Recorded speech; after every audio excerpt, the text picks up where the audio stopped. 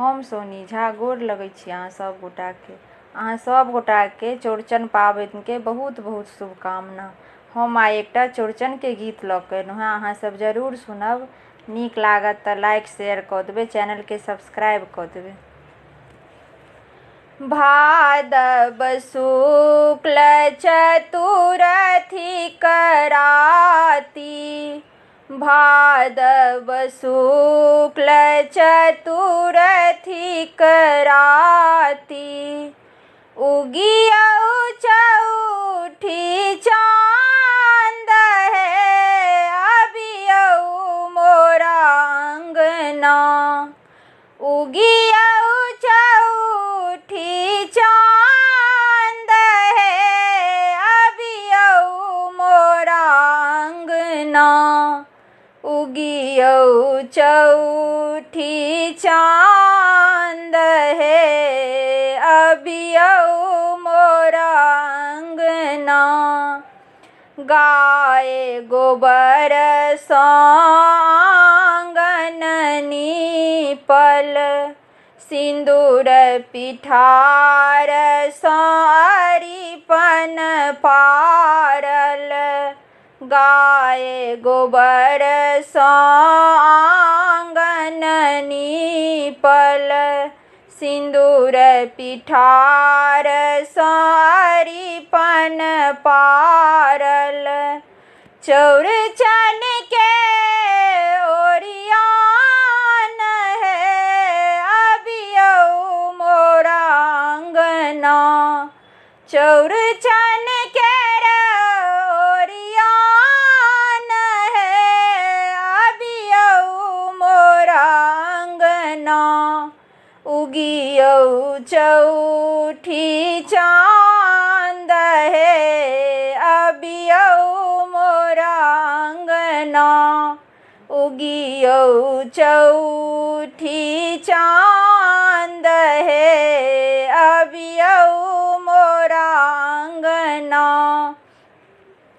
लाल चंगेरी में फल अछि साजल, केरा नारियल खीरा राखल, लाल चंगेरी में फल अछि साजल, केरा नारियल खीरा राखल, पान सुपारी मखान है, अबियौ मोरा अंगना, पान सुपारी मखान है, अबियौ मोरा अंगना, उगियौ चौठी चाँद है, अबियौ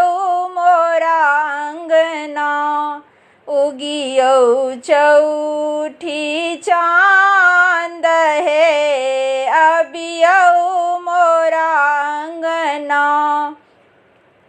माटिक दुई कलश बैसाओल, नबका छाछ में दही जमाओल, माटिक दुई कलश बैसाओल, नबका छाछ में दही जमाओल, कर जोरी हम सब ठाढ़ है, अबियौ मोरा अंगना, कल जोरी हम सब ठाढ़ है, अबियौ मोरा अंगना, उगियौ चौठी चाँद है, अबियौ मोरा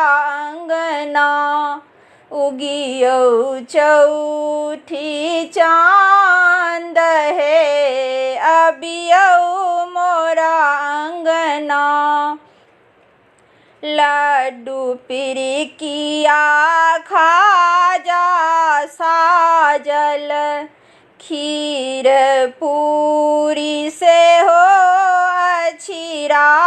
राखल, लड्डू पिरिकिया खाजा साजल, खीर पूरी से हो अछि राखल, भोग लगाऊ भगवान हे अबियऊ मोरा अंगना, भोग लगाऊ भगवान हे अबियऊ मोरा अंगना, चौगियऊ चौठी चांद हे अबियऊ मोरा अंगना, उगियऊ चौठी चांद हे अबियऊ मोरा अंगना, भादव शुक्ल चतुर्थी कराती, उगियऊ चौठी चांद हे अबियऊ मोरा अंगना, उगियऊ चौठी चांद।